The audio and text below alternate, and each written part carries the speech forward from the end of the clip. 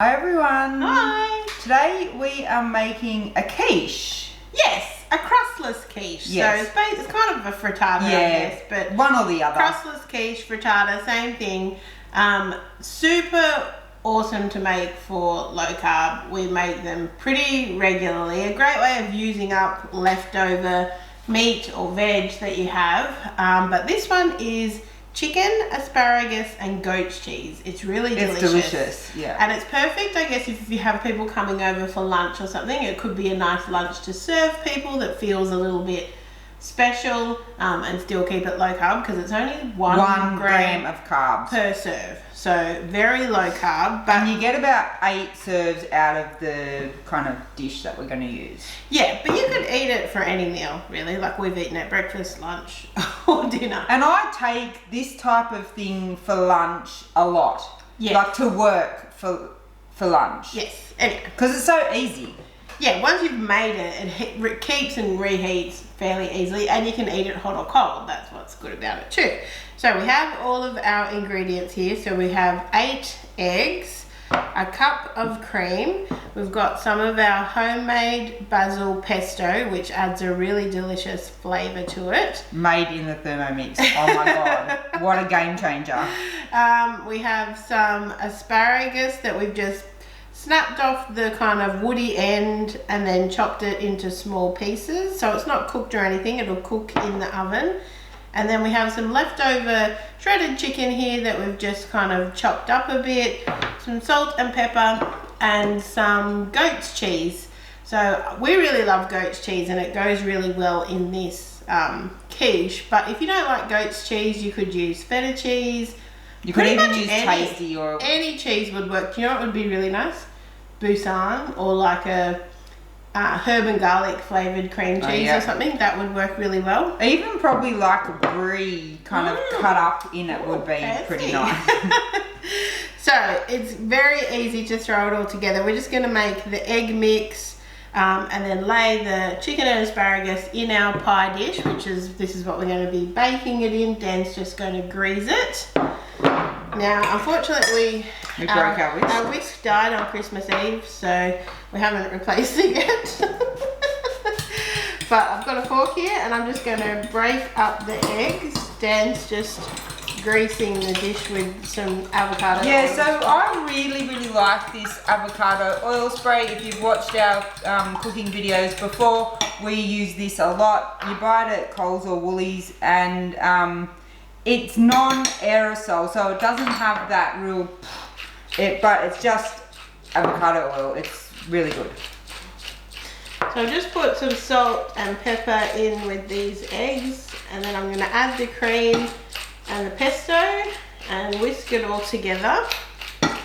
Now we will have the full recipe linked in the description below if you wanted to make this at home. It's really delicious. We also have a recipe for making the pesto, so we'll also pop a link for that in the description below. The reason we prefer to make our own homemade pesto is because we can control the oil that we put in it. The ones that you find at the supermarket, I haven't found one that doesn't have vegetable oils in it. We use olive oil in ours. It's really easy to make. We used to make it in the little kind of food processors that came with our stick blender. Now we've got the Thermomix, so we've been using that. But it's pretty simple to make. Yeah, you can make it in any sort of food processor or a blender or a Ninja Bullet even. But it is honestly making it yourself. It's so much nicer. So much fresher and nicer than the supermarket ones. So you should definitely give that a try. And like, it's great to have in the fridge. Like, you can use it through just even like veggies.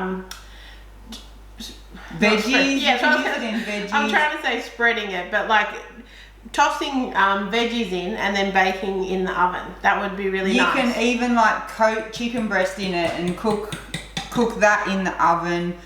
You can use it as a dressing. Yeah. Mix it with some mayo and you make like a really delicious. It's pretty versatile. You don't have to like eat it with cheese like crackers. You would probably use it more in things. We use it in things like Dan makes a dip that's just cream cheese and pesto. And it's good.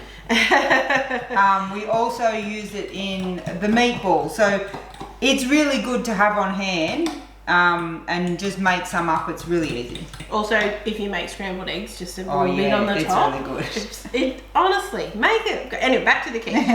So we have got our egg mixture here. So this was the eggs, cream, salt and pepper, and the pesto. So that's kind of our base of our quiche. Need this? So now we'll grab our... You've done such a great job, Dan. You're so nice.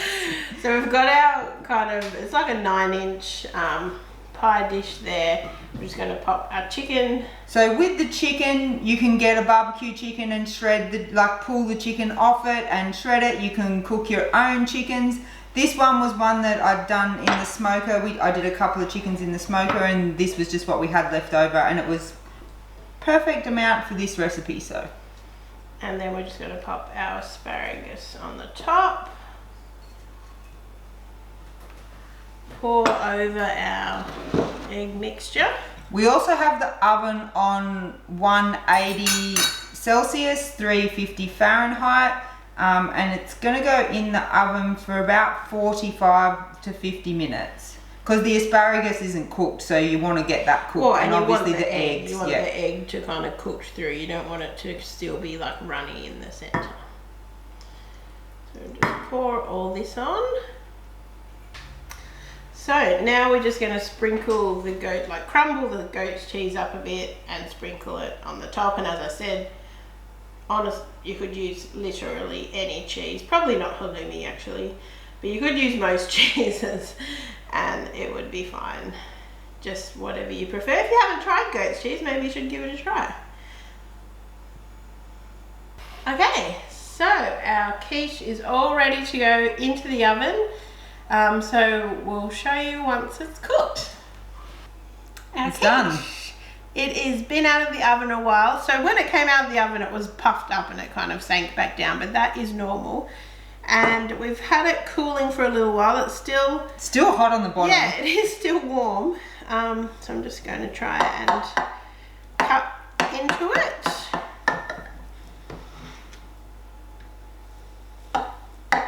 So as I said before, you can serve it hot, warm, cold, however you like. The thing I like about crustless quiches and frittata for me is if I'm on a long drive and I need to eat breakfast, it's really good because I can just kind of unwrap it and eat it, and I don't have to heat it or anything like that. Yeah, and I guess if it's cold, you don't necessarily need a fork. No, because it's still quite held together, so you can just kind of handle it and eat it usually. Okay, that looks delicious. All the chicken in there at the bottom, bit of goat's cheese. Smells good. Well, it's a big bite. That's really good. It's got our smoked chicken in it. Oh yeah, from Dan's smoker. Adds an extra element to it. You obviously do not have to do that, but honestly, try some. Try some. Oh my goodness. Come on, try it. You never try it on camera. How good is the smoked chicken in it?